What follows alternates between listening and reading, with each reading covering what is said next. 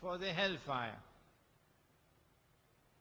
The companions of the Prophet ﷺ were terrified. But then he smiled at them and he said, Bushra lakum, good news for you. The one for Jannah would be from you. Meaning, someone who truly follows the Prophet alayhi salatu wasalam. Someone who holds on to the Quran and Sunnah, regardless of the price he may have to pay. That one is for heaven. But then he went on to say that the 999 would all be the people of Gog and Magog. Oh, that means that the subject of Gog and Magog is an awesomely important subject. How many people bother to teach this subject? How many times have you ever heard anyone talking about Gog and Magog? None. I have lived my entire life studying Islam. No one ever spoke on the subject of Gog and Magog to me. None.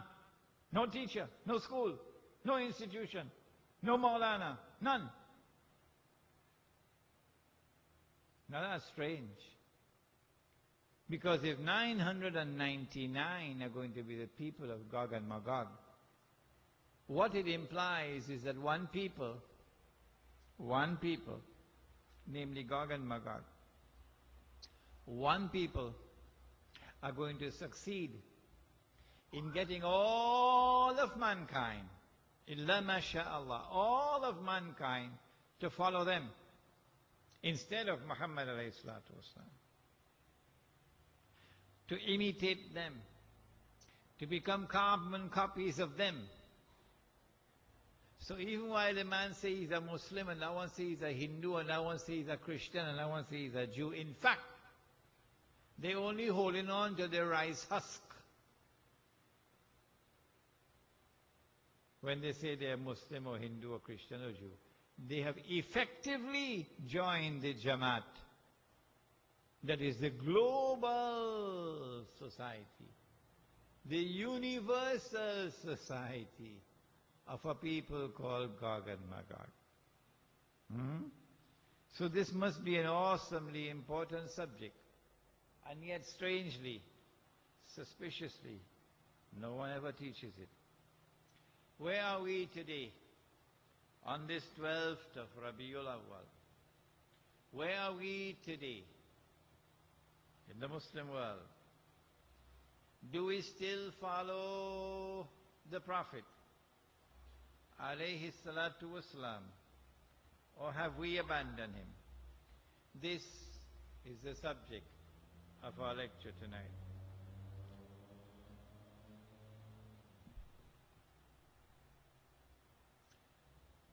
Let us begin with the very heart and substance of the Sunnah of the Prophet alayhi salatu wasalam. Nabi Muhammad alayhi salatu wasalam, followed his father Ibrahim. ثُمَّ أَوْحَيْنَا إِلَيْكَ, says the Quran. And then we revealed to thee, O Muhammad alayhi salatu wasalam, أَنِ اتَّبِعْ مِلَّةَ أَبِيكُمْ Ibrahim, that you also must follow the religion of your father Abraham. وَمَا كَانَ مِنَ الْمُشْرِكِينَ, and there is no shirk in that religion. And so the first sunnah of Nabi Muhammad alayhi salatu wasalam is to avoid shirk. This is the foundation of the sunnah of Nabi Muhammad alayhi salatu wasalam, to avoid shirk. But he warned before he died. He warned that the time will come when we will be attacked by shirk. And it will be very difficult for us to recognize the shirk. Shirk is not only to worship other than Allah,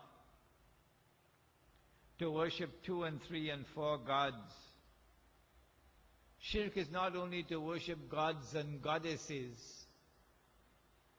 Shirk is not only to worship idols. Shirk is also to play God. Like he played Mass, he playing God. And no one playing Satan.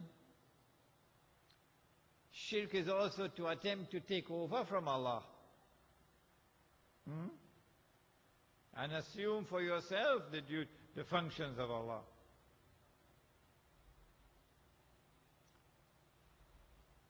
He said shirk will one day attack you. But be difficult to recognize it. How difficult? As difficult as it would be to recognize a black ant on a black stone on a dark night. That's how difficult it will be. Who can recognize a black ant on a black stone on a dark night?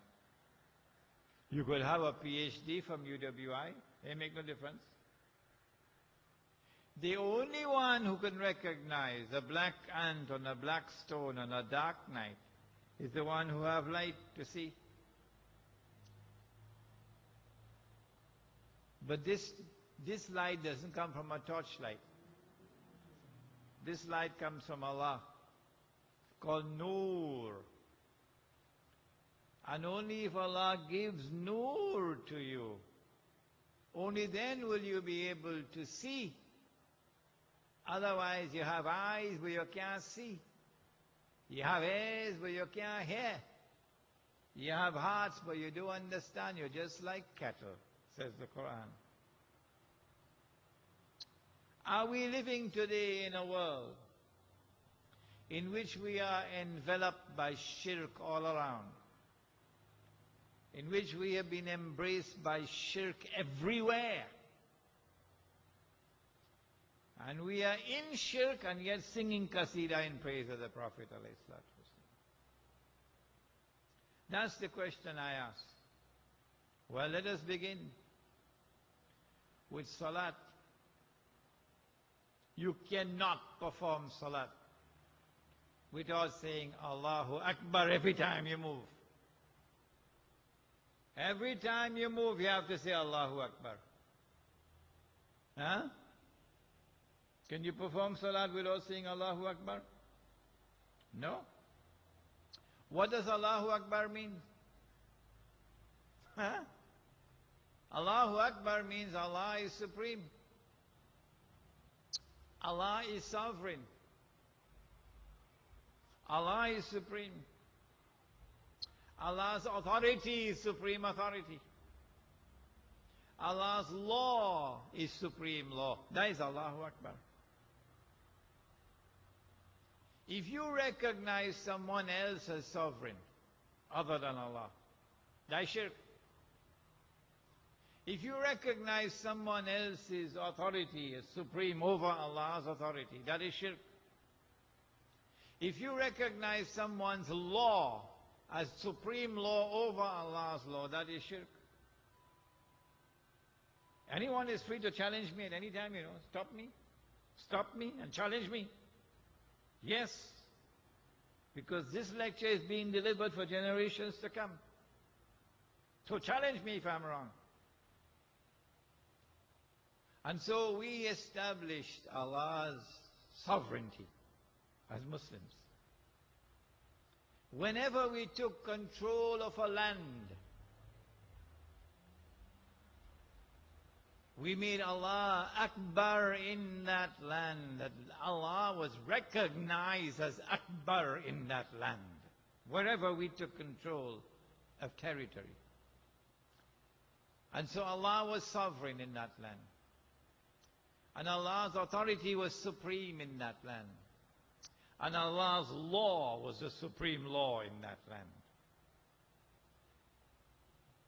And that land was called Darul Islam. And we appointed a leader who was called a Khalifa. In English, Caliph.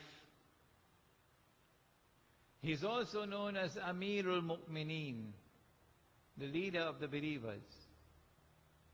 He was also called the Imam.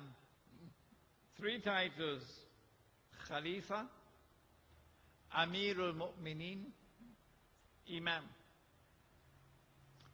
And that state was called the Khilafah. And in that model of a state, Allah's sovereignty was recognized. Allah's supreme authority was recognized. Allah's law was recognized as supreme law. And Allah's law was enforced. Is Allah recognized as Al-Akbar anywhere on the earth today? No. Not even 1 square inch of Allah's earth today recognizes Allah as Al-Akbar. Not even 1 square inch. Does anyone lose any sleep over that? Does anyone weep over that? Do any tears fall from the eyes over that? That Allah is not recognized as Al-Akbar in even 1 square inch of the earth today? No? We sing in Qasida. The Khilafat was destroyed in 1924. By whom? By those who came before us, the Jews and the Christians. A particular part of the Jewish and Christian world which was white. Euro-Christian and Euro-Jewish. They destroyed the Khilafah. And if you want to read the story of how the Khilafah was destroyed, I have written the history. It is downstairs in my book. But I found about my Muslim people in Trinidad, they hardly ever read. I travel around the world, and I find Muslims around the world thirsty for knowledge, hungry to read, pursuing me wherever I go for knowledge. But my own people, I have found them needing a wake-up call. We don't know how to get them to read. We have 4 books for you downstairs today. 4, which are free of charge. If you already have it, don't take another copy. But if you have not had a copy, go downstairs and get one out of it. 4 books which are free of charge for you to read tonight. The Khilafah was destroyed in 1924.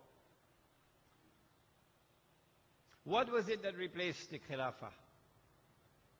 Something that came from those who came before us, the Jews and Christians. What is it called? It is called the modern secular state. What is the modern secular state? The modern secular state is shirk with capital letters. The modern secular state says we do not recognize Allah as Al-Akbar. No. The state is Al-Akbar, not Allah. Sovereignty belongs to the state, not Allah. Supreme authority resides with the state, not with Allah. And the highest law is the law of the state, not Allah's law. Is that shirk? Allah could make it haram, but the state can make it halal.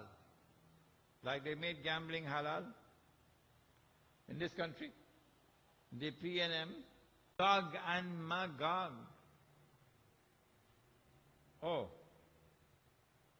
that means that the subject of Gog and Magog is an awesomely important subject. How many people bother to teach this subject? The one for Jannah would be from you. Meaning, someone who truly follows the Prophet, alayhi salatu wasalam. Someone who holds on to the Quran for the hellfire. The companions of the Prophet alayhi salatu wasalam were terrified. But then he smiled at them and he said, Bushra lakum, good news for you.